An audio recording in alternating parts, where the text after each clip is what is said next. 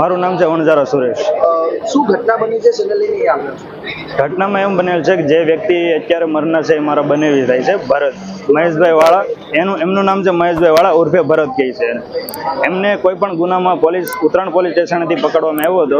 Uttarayan police station પકડ્યા બાદ એને ચોક પોલીસ સ્ટેશને લઈ જવામાં આવ્યો છે. ચોક પોલીસને કોઈ પણ કાર્યવાહીને અટક કર્યા બાદ એને ભરૂચ પોલીસ સ્ટેશને લઈ ગયા આવ્યો. ભરૂચથી એક દિવસ રાખીને એને ડાયરેક્ટ લાજપુર જેલમાં એને દાખલ કરવામાં આવ્યો. લાજપુર જેલમાંથી દાખલ કરી એને કોઈ પણ અચાનક ઉલટી કે દુખાવા થવાનું એવું બાનું કે બીમારી બતાવી ડૉક્ટર પાસે તપાસ કરી ડાયરેક્ટ સિવિલ હોસ્પિટલમાં તપાસ કરવામાં આવી. સિવિલ હોસ્પિટલમાં એને સવારના 10 વાગ્યાના ગાળામાં લાવેલા 10 વાગ્યાના ગાળામાં લાવેલા અને એ વ્યક્તિના ચોક પોલીસ સ્ટેશનેથી મને એક હિરીશ વસાવા કરીને ફોન આવેલો અને એમણે મને 7 વાગે જણાવેલું કે આ વ્યક્તિનું મૃત્યુ થયેલું છે. કયા કારણે થયું છે, કેમ થયું છે એ કાંઈ નહીં જણાવેલું.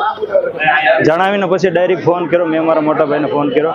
અમે બંને રાતના ત્યાંથી કામ મેકી અને સિવિલ હોસ્પિટલ આવ્યા. સિવિલ હોસ્પિટલ આવીને અમને કોઈ પણ બાબતની માહિતી આપવામાં આવી નહીં. ના પણ બોડી જોવા દીધી, લાશ જોવા દીધી, કોઈ પણ કાંઈ કીધું નહીં.